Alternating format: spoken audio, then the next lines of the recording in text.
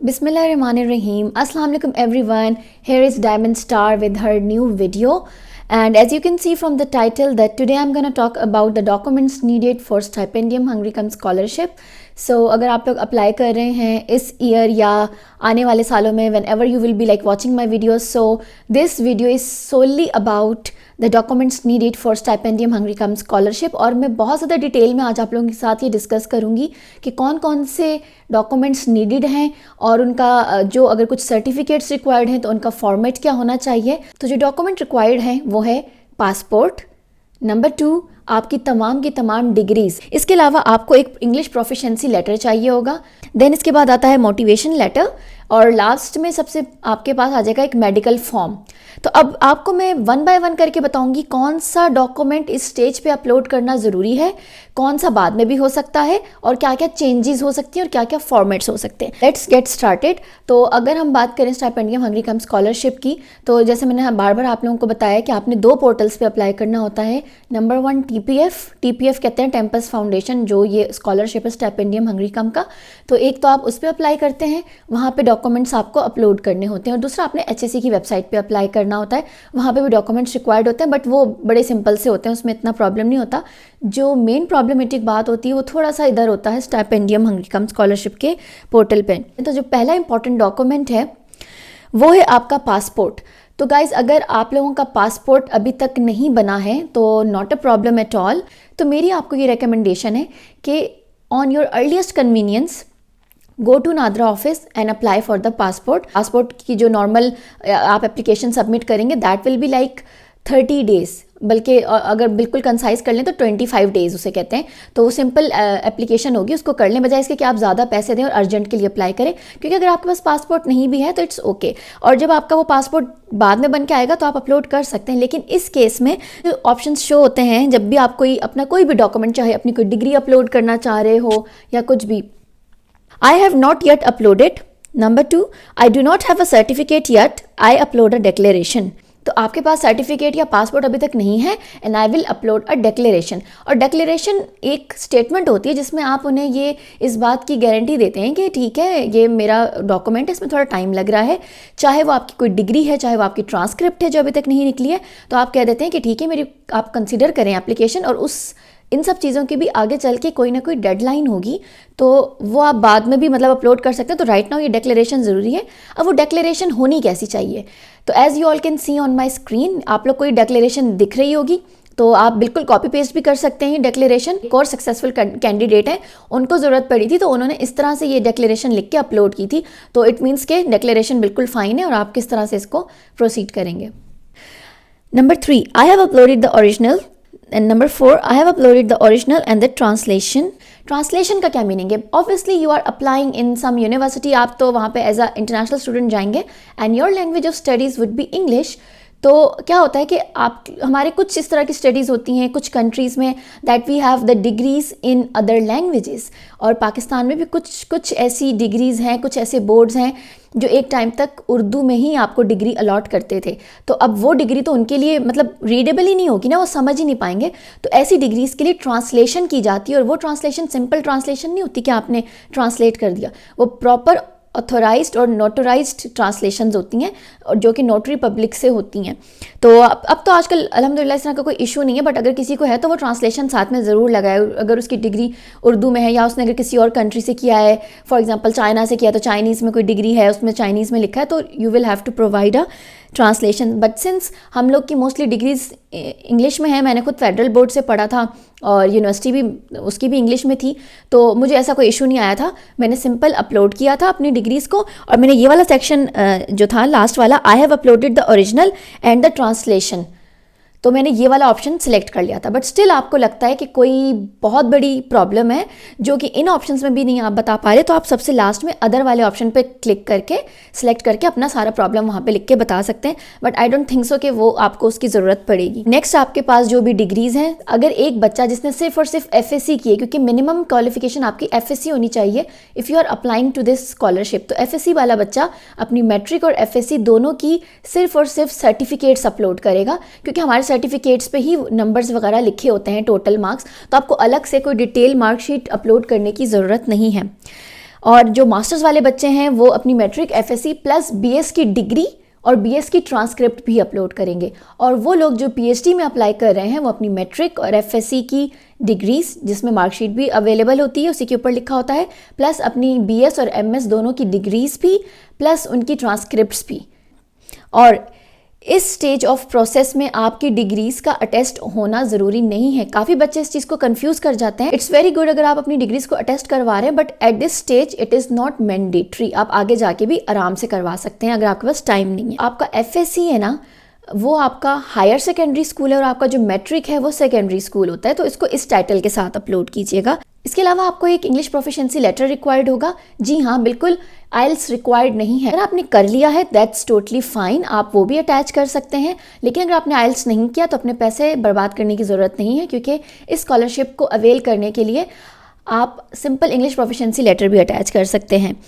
अब आपको स्क्रीन पे दिख रहा होगा, मैंने एक फॉर्मेट आप लोगों के साथ शेयर कर दिया है। तो जैसे कि आपने देखा कि ये इंग्लिश प्रोफिशिएंसी लेटर होता है जिसमें आपने ये चीज़ें बताई जाती हैं। तो आप चाहे अगेन कॉपी पेस्ट कर सकते हैं और पूरा फॉर्मेट ऐसे रख के कर सकते हैं, या इसके अलावा simply go to your university and ask them कि आपको इंग्लिश प्रोफिशिएंसी सर्टिफिकेट दे दें, जिसमें ये तमाम बातें मेंशन हो अगर उन्हें नहीं पता है।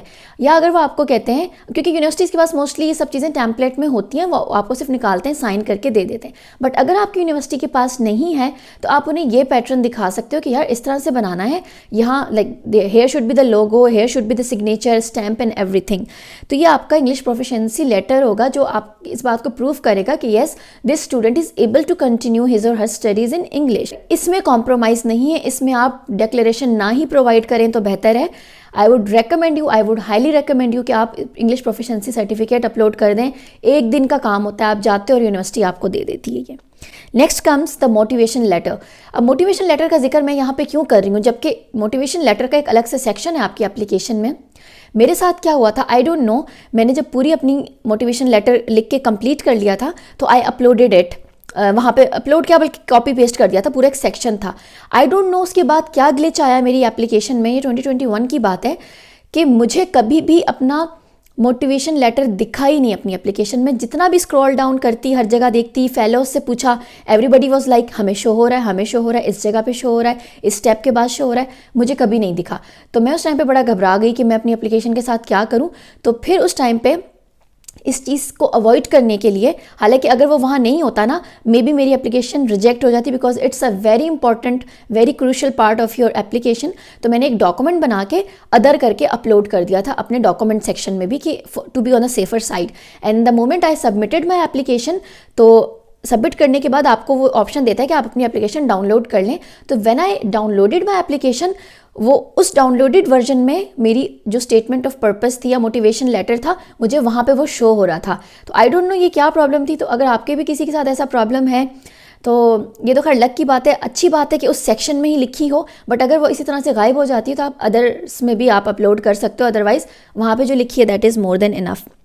Then comes in the very last medical certificate. आप लोग को वहाँ पे एक मेडिकल सर्टिफिकेट गिवन होगा, तो आप लोग उसको अच्छे से गो थ्रू कर सकते हो। अगर इस मेडिकल सर्टिफिकेट की मैं आपको डिटेल्स बताऊं तो आपने सिंपल क्या करना है, फ़िलहाल इसमें जो ना रिपोर्ट्स भी लगानी होती हैं। अगर आपको लगता है कि इस टाइम पे डेडलाइन ज़्यादा करीब नहीं है and you can do it, तो I think you should go for that. But still आपके पास डेडलाइन होगी आगे चल के इस चीज़ को आगे कैरी ऑन करने के लिए, इसको प्रोसेस करने के लिए। तो इस अगर जो पूरा जो आपके पास फॉर्म है, अगर मैं इसकी बात करूं, आपने सिंपल सा काम करना है, इसको फॉर्म को फिल करके अपलोड कर दें। ज़्यादा से ज़्यादा जब एप्लीकेशन प्रोसेस होगी वो आपको कहेंगे कि आपने साथ में इसकी रिपोर्ट्स भी सबमिट करनी है, तो आप बाद में अपना जो है ना करवाएं मेडिकल एंड अपलोड कर दें। अब इस फॉर्म में आपके पास है सबसे पहला कॉलम है एड्स का, वो आपसे एड्स का पूछ रहे हैं। तो आपने क्या करना है, कोई भी डेट लिख दें। जैसे अगर आप अभी अप्लाई कर रहे हैं ना और इसकी जो एप्लीकेशन डेडलाइन है दैट इज़ 15 जनवरी, तो आप कोई भी 3 महीने पहले की डेट लिख के आपने सिर्फ मंथ और ईयर मेंशन करना है। तो आप मेंशन कर दें अक्टूबर 2022 सिंपल, और नेगेटिव लिख दें आगे वाले कॉलम में कि ये नेगेटिव थी आपकी रिपोर्ट, उस पर टिक कर दें। अगला है हेपेटाइटिस बी और सी का, उसमें भी आप सेम डेट डाल दें 2-3 महीने पहले की एप्लीकेशन से और नेगेटिव कर दें। फिर आपका जो चेस्ट एक्सरे मांगा है उसमें भी आप यही वाली डेट मेंशन करके उसको भी नेगेटिव कर दें। फिलहाल रिपोर्ट्स की ज़रूरत नहीं है आपको, और इंशाल्लाह ऐसी कोई प्रॉब्लम होगी भी नहीं आगे चल के कि आपकी कोई रिपोर्ट गलत आई या कुछ, क्योंकि जब आप वंस आप हंगरी आते हैं आपका मेडिकल होता है यहाँ पे, तो इसमें कोई इतनी बड़ी बात नहीं है। Then comes vaccination. So vaccinated against diphtheria, tetanus and pertussis vaccine. तो इसमें आपने क्या करना है, इसकी डेट बड़ी इंपॉर्टेंट है। आपकी जो भी डेट ऑफ बर्थ है, अपनी डेट ऑफ बर्थ से 1.5 ईयर्स लेटर का हिसाब लगा लें। फॉर एग्जांपल अगर एक स्टूडेंट 1997 में पैदा हुआ है तो उसका और 1997 की अक्टूबर में पैदा हुआ है तो उसका 1.5 यानी 1.5 साल का अरसा लगाएं कितना हो रहा है, तो आपने वो मेंशन करनी। अगेन सिर्फ मंथ आपने मेंशन करना है और साथ में ईयर, एग्जैक्ट डेट देने की ज़रूरत नहीं है। अगर आपके पास ऐसा कोई रिकॉर्ड है तो I would highly encourage you कि आप वो लिख सकते हैं, लेकिन अगर आप कंफ्यूज हो रहे हैं तो मैंने इस तरह अपलोड किया था, तो you can follow this thing. तो सिर्फ 1.5 साल का आपने मार्जिन रखना है अपनी डेट ऑफ बर्थ जब आप पैदा हुए हैं, और आपने वो यहाँ पे लिख देनी है वो डेट कि जी मेरी वैक्सीनेशन हुई थी, और अगले कॉलम में येस लिखना है कि येस वैक्सीनेशन हुई थी। देन अगले कॉलम में है MMR, मीजल्स, मम्स, रुबेला, इसकी भी सेम 1.5 साल का मार्जिन रख के मंथ और ईयर मेंशन कर देना है और इसको भी येस कर देना है। फिर टाइफाइड का आपसे पूछा है, टाइफाइड के लिए आपने 2 ईयर्स का मार्जिन रखना है। ये मैंने थोड़ी सी स्टडी की थी गूगल से कि कब कौन से इंजेक्शंस लगते हैं, तो उस लिहाज से कर दिए थे। आई डोंट नॉट रिमेंबर कि मुझे ये सब लगे थे नहीं लगे थे, बट आई थिंक बचपन में कुछ टीके लगते तो हैं सबको, तो एवरीबडी इज लाइक वैक्सीनेटेड, और अगर नहीं भी है तो it's not a big deal, आप लिख दें, अपनी एप्लीकेशन को कॉम्प्लिकेटेड ना बनाएं। टाइफाइड का भी 2 ईयर्स का मतलब आप कर लें। अगर एक बच्चा अक्टूबर 1996 में पैदा हुआ है तो आप अक्टूबर 1998 लिख देंगे और साथ में इसके भी आगे येस कर देंगे, येस आई एम वैक्सीनेटेड। फिर आगे कोविड है, कोविड से अगर आपको कभी कोविड हुआ है तो आपने सच लिखना है, येस या नो जो भी है। तो मेरा उस टाइम तक तो नो था और मुझे हुआ भी नहीं, तो मैंने नेवर और नो कर दिया था इसे, नेवर उस वाले कॉलम में जहाँ डेट थी और आगे नो सेलेक्ट किया था। फिर वैक्सीन, ये तो हम सबको ही, हम we all are almost vaccinated, तो आपकी जो भी वैक्सीनेशन की डेट है, अब तीन डोजेज़ लगी हैं तो आप तीनों डोजेज़ की डेट्स भी लिख सकते हैं, वरना अगर आपकी जो सबसे फाइनल होगी आप वो भी लिख सकते हैं और इसको भी आगे लिख दें येस। तो ये है आपका मेडिकल सर्टिफिकेट फिल करने का तरीका। अब इसके जो नीचे है एक डेट है, आप डेट को फिल आउट करेंगे एंड उसके भी लास्ट में बॉटम राइट कॉर्नर पे एक सिग्नेचर रिक्वायर्ड है जर्नल फिजिशियन के। आप किसी भी डॉक्टर को अगर जानते हैं, आपकी फैमिली में कोई है, उससे स्टैंप लगवा के उसको साइन करवा के सबमिट कर दें। और रिपोर्ट्स आप बाद में भी दे सकते हैं। रिपोर्ट्स आपको सिर्फ और सिर्फ AIDS, hepatitis B, hepatitis C और चेस्ट एक्सरे की चाहिए होगी, that's it, and they all should be in English, ये आपको मेक श्योर करना है। So guys, this video was all about documents required for Stipendium Hungaricum scholarship. I hope आप लोग को ये वीडियो अच्छी लगी, और जो मोटिवेशन लेटर है उस पर भी एक अलग से वीडियो बनाऊंगी ताकि आप लोग को गाइड कर सकूं प्रॉपर वे में कि मोटिवेशन लेटर किस तरह से लिखना चाहिए, किन किन बातों को माइंड में रखना चाहिए। तो I hope you all like my today's video, and if you like the video do not forget to subscribe my channel. और अगर आप चाहते हैं किसी और टॉपिक पे भी मैं वीडियो बनाऊँ, आई नो कि कुछ टॉपिक्स हैं अपकमिंग लाइक HSC कि जो टेस्ट होना है, हैट, यू सेट, उनकी प्रिपरेशन और हाउ टू अप्लाई, वो मैं सब वीडियोस बना रही हूँ, that is in my bucket list. But still if you want some guidance या आप मुझे कुछ बताना चाहते हैं, you can write down in the comment section. इसके अलावा आप मुझे इंस्टाग्राम पे भी फॉलो कर सकते हैं, डायमंड स्टार 48 के नेम से, आपको लिंक दिख रहा होगा और आपको डिस्क्रिप्शन बॉक्स में भी सब चीज़ें मिल जाएंगी। इसके अलावा अगर आपके कोई क्वेश्चंस हैं या क्वेरीज़ हैं, आप मुझे इंस्टाग्राम पे भी DM कर सकते हैं, and I would try my level best to answer all your queries. तब तक के लिए अल्लाह हाफिज़ एवरीवन।